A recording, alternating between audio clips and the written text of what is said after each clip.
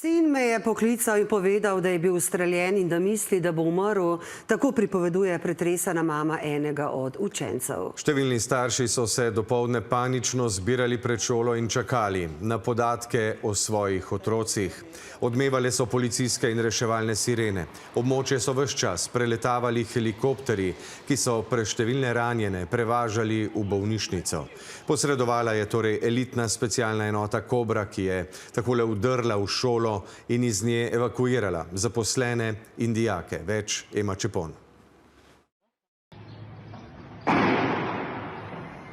Takole so okoliški prebivalci v posnetek ujeli srhljiv trenutek, ko so v srednji šoli odjeknili streli, ki so jim sledili obupani kriki dijakov. Staršem otrok so začeli zvoniti telefoni. Nič nas ne bi moglo pripraviti na to, pripovedujejo, kar smo slišali na drugi strani linije. Mein Sohn hat mich heute angerufen, dass gerade in der Schule ist und am Hals angeschossen worden ist und glaubt, stirbt jetzt.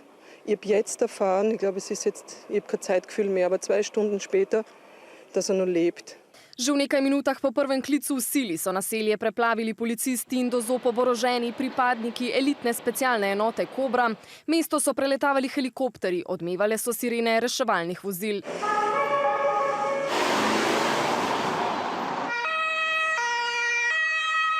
Pred šolo so se medtem začeli zbirati zaskrbljeni starši. Gibt's momentan einen Kontakt zum Kind? Da haben wir nur telefoniert, dass die Tochter ist alles in Ordnung, aber sie hat Angst und wir wissen gar nichts, was ist passiert. Ja? Was werden Sie jetzt machen?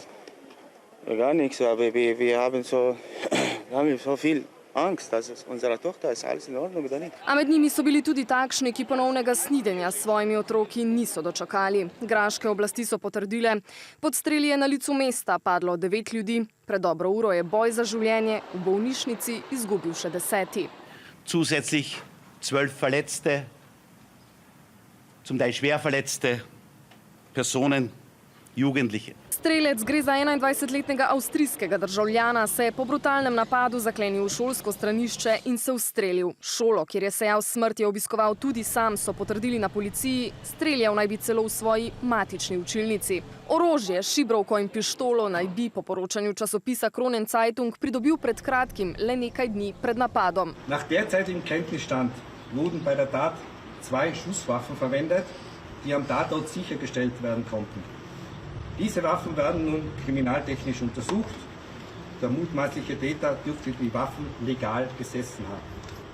Über die Motivlage kann derzeit noch keine Auskunft erteilt werden. Nekateri avstrijski mediji poročajo, da je bil v času izobraževanja, ki ga sicer ni končal, žrtev medvrstniškega nasilja. Preiskovalci naj bi pri storilcu doma našli tudi poslovilno pismo.